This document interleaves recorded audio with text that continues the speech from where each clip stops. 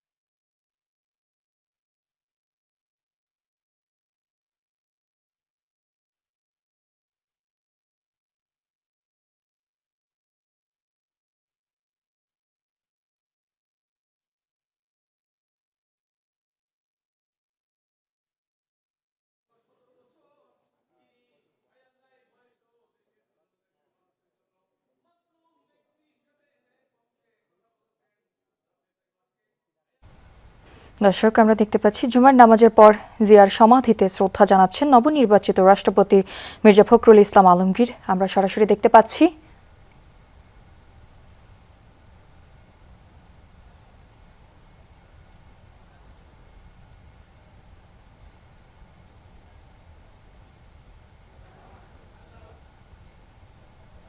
রাষ্ট্রপতি মির্জা ফখরুল ইসলাম আলমগীর।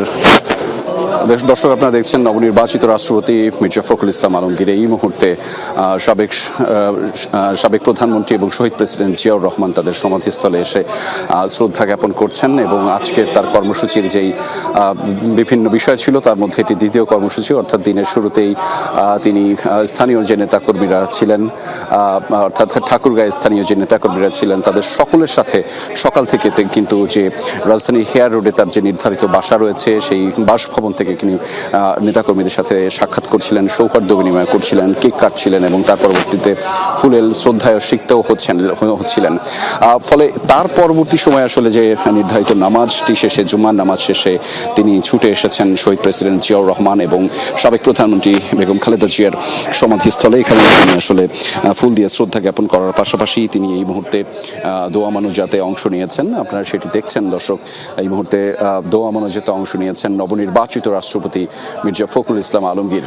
এবং মূলত আজকের যেই আনুষ্ঠানিক যে শপথের পর্ব রয়েছে সেই পর্বের আগে এটি আসলে তার যে আনুষ্ঠানিক কার্যক্রম সেটি শেষ কার্যক্রম। এবং সকালবেলা জুমার নামাজের সময় কিন্তু তিনি মূলত এই যে আনুষ্ঠানিকভাবে গতকাল নির্বাচিত হওয়ার পর জনসম্মুখে প্রথম এসেছেন এবং নামাজ পড়ার পরে সেখানে বিভিন্ন নেতাকর্মীর সাথে তিনি সৌহার্দ্য বিনিময় করেছেন। এই মুহূর্তেও কিন্তু তিনি যেই নেতাকর্মীরা রয়েছেন তাদের জন্য সৌহার্দ্য বিনিময়ের উদ্দেশ্যে তিনি বলছিলেন এবং হাত নেড়ে নেড়ে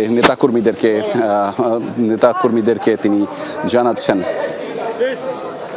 জানাচ্ছিলেন যে এই মুহূর্তে শ্রদ্ধা নিবেদন পর্ব শেষ করে তিনি এগিয়ে যাচ্ছেন গাড়ির দিকে। আমরা সামনে যেতে চাই, একটু যতখানি দেখছেন দর্শক যে এই মুহূর্তে তার যেই এইখানে শ্রদ্ধা নিবেদন পর্ব শেষে, অর্থাৎ শহীদ প্রেসিডেন্ট জিয়াউর রহমান এবং সাবেক প্রধানমন্ত্রী বেগম খালেদা জিয়ার এই সমাধিস্থলে শ্রদ্ধা নিবেদন শেষে মূলত তিনি ফিরছেন এবং তিনি তার যে হেয়ার রোডের বাসায় সেখানেই ফেরার কথা এবং সেখান থেকেই মূলত যে বঙ্গভবনে নির্ধারিত আনুষ্ঠানিকতা রয়েছেন, শপথের যে আনুষ্ঠানিকতা, সেখানে তিনি যুক্ত হবেন এবং সেই যুক্ত হওয়ার আগে এটি ছিল তার আনুষ্ঠানিক